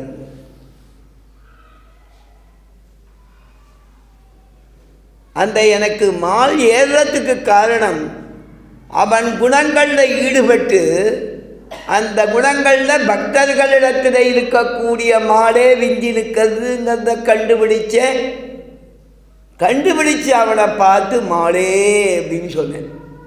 பெருமாள் உடனே கேட்டார், பக்தாளிடத்தில் ஈடுபாடே என இருக்குன்னு சொல்றீரே, அப்படி என்ன நான் பண்ணிட்டேன்னு கேட்டேன். பக்தர்களிடத்தில் ஈடுபாட்டார சங்கல்பம் பண்ணின்ற அவதாரம் பண்ண மாயப்பெருமானேனர். இந்த மாயப்பெருமானா சங்கல்பத்தாலே அவதரித்த பெரிய தத்துவம்னு அர்த்தம். மாய பெருமான், பெருமானா பெருமை உடையவன், மிக்க பெரியவன், மாய பெருமான். அந்த மாயங்கிறதுக்கு சங்கல்பத்தாலேன்னு அர்த்தம். மாயாது வைணம் ஞானம்னு பகவானுடைய சங்கல்பத்துக்கு மாயான்னு பேர், மாய பெருமான். சரி, நான் சங்கல்பித்து அவதாரம் பண்ணேன், அது உமக்கு உடனே நிறையா பக்தாட்ட பிரியனு தெரிஞ்சு கொடுத்தோ அப்படின்னு கேட்டதாம் பெருமான். அதுக்கு ஆழ்வார் சொன்னார், மாமாயனே, பெரிய பெரிய லீலை பண்ணவன், ஆச்சரியமான லீலை பண்ணவன், சாதாரண லீலை இல்லை, நம்மாத்து குழந்தை விளையாட்டு இல்லை சுவாமி, டிவைன் லீலை இல்லையா? இதுகளும் லீலை தான், இதுகளும் ஆச்சரியமாக பண்ணும், நம்ம நினைக்க முடியாத அது பண்ணும். திடீர்னு போய் என்ன பண்ணும், ப்ளக்கில் கை வைக்கும் இல்லையா? இதோட மாயம் அது. அவன் கரண்ட்டை ஆஃப் பண்ணிட்டு கை வைப்பான், அது அவனுடைய மாயம். மாமாயனேன்னு ஆழ்வார். மாமாயனேனா என்ன அர்த்தம்னா, பக்தர்கள் ஈடுபடும்படியான லீலை. பக்தர்கள் மட்டும் இல்லை, உன்னை சேர்ந்தவாள்லாம் ஈடுபடும்படியான லீலை. அது மட்டும் இல்லை, ஸ்திரீகள் ஸ்வபாவமாக ரொம்ப கட்டிக்காதான், அவள் புருஷால கட்டிக்காதான்னு அவ்வளோ சட்டுன்னு முத்திக்க மாட்டான். அதனால தான் அந்த காலத்தில் ரொம்ப சின்ன பொண்ணை கல்யாணம் பண்ணி வச்சுட்டான், அது பேசுறதுக்கே பயப்படுற மாதிரி. ஈடான வயசில் பண்ணிட்டா இவாள் அவள் ஒத்துக்கவே மாட்டான் இல்லையா? அந்த மாதிரி. ஆனால் அந்த பெண்களும் கண்ணனுடைய லீலையில் ஈடுபடுவாளாம் மாயப்பெருமான்னர் ஆழ்வார். அது மட்டும் இல்லை, உன் விரோதிகள் கூட உன்னுடைய குணங்களில் ஈடுபடுவான் மாயப்பெருமான். கண்ணனுடைய லீலையில் எல்லாரும் ஈடுபடுவாளாம், விரோதிகள் கூட ஈடுபடுவாளாம். அக்ரூரர் கண்ணனுக்கு பிடிக்காத காரியத்தை பின்னால் பண்ணார், ஆனால் ஒரு சமயம் அவர் பரம பக்தராக அவர்கிட்ட வர. அப்படி இவர்கிட்ட கொஞ்சம் அப்படி இப்படி இருக்கிறவா கூட ஈடுபடும்படியான லீலை. இவரை நினச்சி பயந்துட்டு அவர் பல தப்பு பண்ணுறார். சரிண்ணா? அந்த மாதிரி மாயப்பெருமான் ஆழ்வார் சாதித்தார். சரி, மாடேன்னு சொன்னீர் பெருமாளுடைய குணத்தை, மாயப்பெருமான் அவதாரம் பண்ணுறவன்னு சொன்னீர், மாமாயன்னு ஆச்சரியமான லீலைன்னு சொன்னீர். இது என்னதுன்னா, இதுதான் திருவாய்மொழியோட சாரம்னு ஆழ்வார்.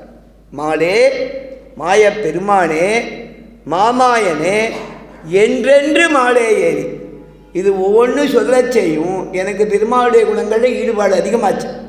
சரியா சுவாமி? பக்தி சம்பிரதாயத்தில் ஒன்று சொல்கிறது, பக்தி சம்பிரதாயத்தில் ரொம்ப ஈடுபாடாக பகவான் நாம சங்கீர்த்தனம் பண்ணுவான். நம்ம கூப்பிட்டானா நம்ம போவோம், 10 நிமிஷம் சுவாமி எனக்கு ஒரு முக்கியமான காரியம் இருக்குது அப்படி போயிட்டு வரேன்னு சொல்லி ஏமாற்றிட்டு போயிடுவோம். நமக்கு அதில் பாவம் கூட சேரலை, அவளுக்கு பாவம் சேர்ந்துருக்கு. ஒருத்தரை கூட்டு கேட்குறோம், சுவாமி திருப்பி திருப்பி ராமா ராமா சொல்லிட்டு இருக்கிறேன், ஹரே ராமா இத்தனை நாள் சொல்லி, இதை கொஞ்சம் சேர்த்து ஹரே கிருஷ்ணா சொல்லி, அதுக்கப்புறம் திருப்பி ஹரே ராமா சொல்லி 24 மணி நேரம் ஜபம் பண்ணுறேன் வைகுண்ட ஏகாதசி. எப்படி சுவாமி பண்ணுறீன்னு நீ பண்ணி பார்த்தா தெரியும். இந்த ராமாவை சொல்லச்சே பகவானுடைய அனுபவ ரசம் எனக்கு வரும், பகவானுடைய ஆச்சரிய சேட்டிதங்களாக எனக்கு ஞாபகம் வரும். சுத்த பிரம்ம பராத்மதராமா, காளாத்மக பரமேஸ்வர ராமா, சேஷதர கல்ப சுக நித்ரித ராமான்னு சொல்லச்சே அந்த அனுபவம் அப்படியே வரும். பார்க்கடலில் பெருமாள் படித்துட்டு இருக்கிறது வரும், அவன் இந்த அயோத்தியில் பிறந்தது வரும், அவன் விஸ்வாமித்திரரோட போனது வரும். அந்த கதானுபவத்தோடு அந்த ராமநாம சங்கீர்த்தனத்தில் தன்னை மறந்த அந்த அனுபவம் வரும். அதை ரசித்தா போனடிக்காது. அது ஆழ்வார் சாதிச்சார். மாலே என்று மாயப்பெருமானே என்று மாமாயனை என்று மாலே மாயப்பெருமானே மாமாயனை என்றென்று மாலே ஏறி. அது ஒவ்வொன்றும் சொல்லும்போது எனக்கு பெருமாள்கிட்ட இருக்கிற ஆசை இன்னும் ஜாஸ்தியாச்சு. அந்த மாதிரி ஆனதுக்கும் பெருமாளே காரணம். அதனாலே மாலருளால் மண்ணு குருகூற்றட கோபன்னர். இப்போ இவர் சொன்னால் மாலே. இந்த மாலேங்கத்துக்கு பக்தர்களிடத்திலே இருக்கக்கூடிய விசேஷமான வியாமோகமே வழிபடுத்தவர். அதுதான் கிருஷ்ணாவதாரத்துக்கு உள்ளீடான குணம், மகாபாரதத்துக்கு உள்ளீடான குணம்னு சொன்னான்னு தாத்பரியம் சொன்னா பெரியவா. இவர்கள் நிலையிட்டார்கள் அப்படின்னு சொல்றார் பெரியவா சட்டுங்கிற ஆச்சாரியர். சரி, உங்ககிட்ட ரொம்ப ஈடுபாடாக இருக்கேன்னு உனக்கு எப்படி தெரியும்னு கேட்டதான் கண்ணன் ஆண்டாளிடத்தில். என்ன இருக்குடா, மணிவண்ணன் இல்லை நீ. ஒரு கிளாஸ் ஹவுஸில் உள்ளே இருக்கிறது வெளில தெரியாது. மணிமயமான மாடம்னா உள்ளுள்ளவை தெரியும். நீ மணி போன்ற நிறம் உள்ளவன், உன் உள்ளிலே இருப்பது எங்களுக்கு தெரியறதுங்கிறான் மணிவண்ணன். இந்த மணிவண்ணன்னா மணி போன்ற ஸ்வபாவம் உள்ளவன் ஒரு அர்த்தம், மணி போன்ற நிறம் உள்ளவன் அர்த்தம். இந்த வண்ணங்கிற பதத்துக்கு 2 விதமான அர்த்தம் உண்டு தமிழில். நிறம்னு ஒரு அர்த்தம், ஸ்வபாவம்னு ஒரு அர்த்தம். வண்ணம் அருள்கள் அணி மேக வண்ணாங்கிறது ஆழ்வார். நிறமேக சியாமலனே, உன்னுடைய ஸ்வபாவத்துக்கு சேர எனக்கு அனுகிரகம் பண்ணு. உன் ஸ்வபாவத்துக்கு சேர அனுகிரகம் பண்ணுறதுன்னா என்ன அர்த்தம் தெரியுமா? நான் யாசிக்கணும்னு நினைக்காத, நான் யாசித்தாலும் நான் கேட்டதை கொடுத்துடாத. உன் ஸ்வபாவத்துக்கு சேர எங்களுக்கு தீங்கு வராமல் எங்களுக்கு நல்லது இருக்கிறத மட்டும் கொடுக்கணும் அர்த்தம். வண்ணமருள்கொள் அணி மேக வண்ணா. வண்ணம்னா உன் ஸ்வபாவத்துக்கு சேரன்னு அர்த்தம். மணிவண்ணானா மணி போன்ற ஸ்வபாவம் உள்ளவன். மணி எப்பேற்பட்டதுன்னா, ஒரு ரத்னத்தை வாங்கினோன்னா எத்தனையோ ரூபா சரிதானா. பம்பாயில் அகோபிரமணத்தில் தாயாருக்கு தங்க விமானம் பண்ணியிருக்கா. அதை பண்ணவர் ஒருத்தர். அந்த தங்க விமானத்தை பாதுகாக்கணுமேனா அதுக்கு ஒரு வசதியாக அது விமானமும் சேவையாகும். ஆனால் அதை ஈஸியாக எடுத்துன்னும் போகக்கூடாது. அதுக்கு பாதுகாப்பாக சில லட்சம், 35 லட்சம், 40 லட்சம் சேர்த்து அதுக்கு ஒன்று பண்ணியிருக்கார். ஏன்னா எடுத்துன்னு போயிடும், அவ்வளோ பெருசு எதாவது எடுத்துன்னு போக முடியுமா? இருந்தாலும் பயம், பாதுகாப்பு வேண்டியதாக இருக்குது. இல்லைன்னா போலீஸில் அதை பர்மிட் பண்ண மாட்டேங்கிறான் தங்கத்தை வைக்க. இல்லையா சுவாமி? கிராமங்களில் நிறையா மூர்த்திகளை பிரதிஷ்டை பண்ணணும்னு மெட்ராஸில் இருக்கிறவா பெருமாளை ஏழை பண்ணிட்டு போயிடாது. அங்கே போய் ஈவோ பர்மிஷன் தர மாட்டேங்கிறான். இங்கே செக்யூரிட்டி யார் அப்படிங்கிறான். என்ன சுவாமி? இல்லை நான் அதை பண்ண முடியாது, அது உங்கள் பொறுப்புன்னா. இவள் பிரதிஷ்டை பண்ணிட்டு வந்தா அடுத்த நாள் ட்ரெஷரி ஆஃபீஸ்க்கு கொண்டு போயிட்டான். நிறையா பெருமாள் ட்ரெஷரி ஆஃபீஸில் இருக்கிற உற்சவர் கிராமத்தில் பாதுகாப்பு இல்லை அப்படின்ட்டு. அந்த மாதிரி ரீதியில் மணிவண்ணனா மணி போன்ற சுபாவம் உள்ளவர். பெரிய மணியாக இருந்தால் கூட அதை எடுத்து கையாளலாம்படியும் கிழிச்சீரையிலே எடுத்து செல்லலாம்படியும்னா. ஒரு சின்ன பசு சுவாமி எதையாவது வாங்கினானா கூடவே தராடோ இல்லை தங்க மாளிகையில். அதே மாதிரி ஒரு ரத்னத்தை வாங்கினா அதை ஒரு சின்ன டப்பாவில் வச்சு எடுத்துன்னு போயிடலான்னா. அதே மாதிரி பெருமாளும், ஒரு பெருமாள் இடம் பண்ணணுன்னா, எங்கள் பெருமாள் பெரிய பெருமாள், ஒரு பெரிய இவ்வளோ பெரிய ஒரு நிறையா இருக்கக்கூடிய ஒரு ஏதாவது ஒரு திருமஞ்சல வேலி இல்லைன்னா பிரம்மாண்டமான சிம்மாசனம் எடுத்துன்னு போகணுமானா அதெல்லாம் கிடையாது. என்ன பண்ணால் ஒரு சாலக்கிராம மூர்த்தியை கிழிச்சீலைன்னு ஒரு வஸ்திரத்தில் சுற்றி உள்ளே வச்சு எடுத்துன்னு போயிடலாம் சுவாமி. கோச்சிக்கவே மாட்டார். ஏன்டா நான் உள்ளுக்குள்ளே போய் பொட்டிக்குள்ளே வச்சு மூடுறேன், நான் சுவாசம் பண்ண முடியுமா? கனை பிரீத் ஏதாவது பெருமாள் கேட்பதா சுவாமி? எங்கேயாவது கேட்டிருக்கதா? பக்தால் தன் அனுபவத்தால் அவருக்கு ஒரு பட்டு துணி வச்சு அதுக்கு பாதுகாப்பிட்டு ஜாக்கிரதையாக கொண்டு போகிறா, இப்படியே இடம் பண்ணிட்டு வரா, மேலான இடத்துல வைக்கிறா. வைக்காமையே நாவல்பாக்கம் வரதாச்சார் சுவாமின்னு ஒரு பெரிய மகான், நாவல்பாக்கம் வாசுதேவாச்சர்னு காலக்ஷேமம் சொல்கிற நாவல்பாக்கம் கண்ணமாச்சாரி இந்த ஊரில் இருக்கார். அவள் திருத்தோப்பனார். அன்றைக்கி அவர் வேலை சொல்கிற சுவாமி கேட்டார், இவாளை சொல்லிடே அவளை சொல்லலையேன்னு. அவருடைய அப்பா தான் யாகம் பண்ணவர், சோமயாஜின்னு பேர் நாவல்பாக்கத்தில். அதுக்கு தான் சொன்னார் சுவாமி இவரை சொல்லலையேன்னு. நாவல்பாக்கம் வரதாச்சார் சுவாமி திருவேந்திபுரம்னு கடலூர் மெட்ராஸ்லேருந்து கும்பகோணம் போகிற வழியில் இருக்குது. அந்த வழியாக ஒரு ட்ரெயின் திருச்சிக்கு போகும். திருவேந்திரபுரத்துலேருந்து திருச்சிக்கு போகணுங்கிறப்பா கடலூரில் சாயங்காலம் ஏறி அங்கே போய் இறங்குவா. இன்னும் 2-3 ட்ரெயின் இருக்குது. Be prefer the evening train, அந்த திருப்பதி எக்ஸ்பிரஸ்னு ஒன்று. சாயங்காலம் கடலூருக்கு வரும், மறுநாள் காத்தால் 5 மணிக்கு திருச்சிக்கு போகும். நாங்கள் ஒரு 4-5 பேர் அதில் போனோம்.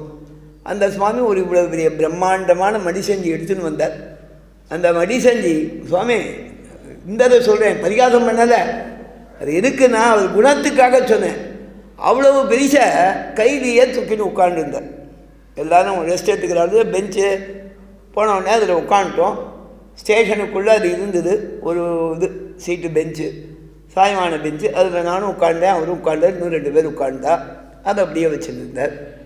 அதுக்கப்புறம் ட்ரெயின் ஏறிட்டோம். ட்ரெயினில் உட்காந்துருந்தோம். சீட் கிடச்சிது, அம்ரித்சர் தான் சீட் கிடச்சிது. உட்காந்துட்டோம், சௌரியமாக சீட் கிடச்சிது, உட்காந்துட்டோம். அதில் அதை கையிலேயே வச்சுருந்துக்கார். அப்படியே ஏதோ 2 பை கொண்டு போனேன், அங்கே வச்சேன், இங்கே வச்சேன். இன்னும் 2 பேர் அது ஏதோ சூட் கேஸ் கொண்டு வந்தால் வச்சுட்டா. நான் அந்த சுவாமி ரொம்ப பெரியவர் என்னை விட, ஆனால் சுவாதீனமாக இருக்கேன் வச்சேன். கையிலேயே வச்சுருக்கேன், பக்கத்தில் வச்சுக்கிறாங்க. இல்லை நோ வேண்டாம், அப்படி அது மேலே வைக்கிறாமே அப்படின்னு. இல்லை சுவாமி வேண்டாம் அப்படின்ட்டு கையிலே வச்சுக்கிட்டேன். ரொம்ப நேரம் பேச்சு கொடுத்து 4-5 தடவை சொல்லி பார்த்தேன். அவர் கையிலே வச்சுருந்தேன், உட்காந்துருந்தேன். எனக்கு ஒன்றும் கஷ்டமாக இல்லையா சுவாமி, நான் இது எனக்கு பழக்கம்தான் வச்சுருக்கேன்ட்டேன். அப்புறம் இன்னொரு நான் கேட்டேன், இதில் ஒன்றும் ரொம்ப வலுவாக இருக்கிறது இதில் வைக்கலை, வெறுமை 2 வேஷ்டி வச்சுருக்கேன், சொம்பு அனுஷ்டானத்துக்கு வேண்டியது, பெருமாள் இடம் பண்ணிட்டு வந்திருக்கேன், அது அங்கே வைக்கிறதுக்கு இஷ்டம் இல்லை அப்படின்னு. நான் விடலை, முடிஞ்ச வரைக்கும் இல்லை, அவர் அப்படியே விட்டா என்ன பண்ணுறது. அதுக்காக கொஞ்சம் பிரியமாக பிரார்த்தனை பண்ணுற மாதிரி இருந்தாலும் கொஞ்சம் மேலே உள்ளுக்குள்ளே தானே பெருமாள் இருக்க, மேலே இத்தனை ஆவரணம் இருக்கே, எத்தனையோ பேர் பொட்டிடலாம் இடம் பண்ணி வந்து அப்படி இப்படி கீழே வைக்காமல் கால்படாத இடமா வைக்கிறாள். அவர் அதுக்கு சொன்னார், அங்கேயும் படுத்துக்கிறார் சுவாமி சில பேர், அவள் எந்த பக்கம் கால் வச்சுருக்கா நம்ம பார்த்துட்டு இருக்க முடியுமா, இல்லை எப்போவோ கால் பட்டிருக்கும் போலியோங்கிற. நான் பேசாமல் விட்டுட்டேன். அப்படியே வச்சுருந்தார் சுவாமி, ராத்திரி முழுக்க வச்சுருந்தார். மறுநாள் காத்தால் 5:30 மணிக்கு. இது எதுக்கு சொல்கிறேன்னா, ட்ரெயினில் போக வச்சேன், எப்பேற்பட்டவாளாக இருந்தாலும் ஒரு 4-5 மணி நேரம் கழித்து அப்படியே ஃப்ரெஷ் பண்ணிக்கிறதுக்கு போவாள். ஒன்றும் பண்ணிக்கல, பேசாமல் அங்கே வரைக்கும் வந்தேன். இங்கே இறங்கி ஸ்ரீரங்கம் பஸ்ஸில் போக வச்சேன். இப்போவாது போய் கொஞ்சம் தூங்குறதா, இன்றே அம்சேலியே கண்ணெல்லாம் சிரமமாக இருக்கேன்னு. அது சரீரத்தோட சுபாவம் சுவாமி. தூக்கம் இல்லைன்னா கண் அப்படி தான் இருக்கும். நான் தூங்காமல் இல்லை, உட்காண்டே கொஞ்சம் சாஞ்சின்னு வந்தேன். கொஞ்சம் அதில் எனக்கு விஸ்ராந்தி கிடைச்சுடுத்துன்னார். ரெஸ்ட்டுங்கிறத விஸ்ராந்தி கிடைச்சுடுத்து அப்படின்னார். சரி போய் கொஞ்சம் விஸ்ராந்தி பண்ணிக்கலாம் முடியும். மணி 5:30 ஆகிடுத்து, அங்கே போச்சே 6 ஆகிடும், சூரியோதய காலம் படுத்துட்டுக்கலாமோ, உடனே காவேரி கிளம்பிடுவேன். மத்தியானம் சித்த வாசலில் சாய்மானம் இருக்குது ஒரு தின்ன, அது அப்படி சாஞ்சுப்பேன். ராத்திரி நிச்சயம் தூங்குறதுல இன்றைக்கி நன்னா தூங்கிட்டா எல்லாம் சரியாக போய்டுன்ட்டேன். அந்த மாதிரி பக்தால் பாவத்தால் அந்த பெருமாள் அப்படி ஏழப்படணும். அதே என்ன உத்வல நகரியும் அப்படின்னு ஏழை பண்ணிட்டு போய் ஒரு 15 மணி நேரம் 12 மணி நேரம் அப்படியே வச்சுட்டு அந்த பைய கூட அதுக்கு மேலே ரொம்ப தலைவலி வந்ததுன்னா என்ன பண்ணுறதுங்கிறது வேலை. முடிஞ்ச வரைக்கும் நாம் நம்ம அடக்கிண்டு நமக்கு எந்த சிரமங்களாக இருந்தாலும் பொறுத்துண்டு இப்படியே போகணும்னு நினைக்கலாம் பாருங்கோ. இதெல்லாம் பக்தால் தானாக செய்யறது. எதுவிட Perumal is very simple, is very grand, too grand but too simple. அதுதான் பிரம்ம தத்துவம். மாலே மணிமன்னா மார்கள் அவர் சொன்னான், மணிமன்னன் நீ மாலுள்ளவன், எங்கள் மேல் ஈடுபாடே இப்படி இருக்காங்கிறது எனக்கு தெரியறதுடா. ஆழிநிலையாய் தர கேட்டோமே, இதெல்லாம் நீ தரணும், தரக்கூடிய சக்தி உண்டு உனக்கு. பக்தர்கள் மேலே ஈடுபாடு உள்ளவன் பக்தர் காரியம் செய்ய வேண்டாமா? சக்தி இல்லைன்னு பொய் சொல்லாத, நல்ல சக்தி உள்ளவன். ஆழிநிலையாய் அருள்னு இந்த பாசுரத்தாலே ரதத்துக்கு வேண்டியது அனைத்தும் கேட்டாங்கிறது இந்த பாசுரத்தோட சாரம். சதமகமணி நீடாச்சாரு கல்காரகஸ்தா ஸ்தனபரணமிதாங்கி சாந்திரவாத்சத்ய சிந்து அழகன் நீதா விஸ்ரக் விராகிருஷ்டநாதா ரசதுகதி கோதா விட்டு சித்தாத்மிதானகா ஸ்ரீமத்தே விட்டு சித்தா ஜமனோனந்தனகேதவே நந்தனந்தே கோதாயணி மங்களம் சர்வம் ஸ்ரீகிருஷ்ணார்ப்பணமஸ்து.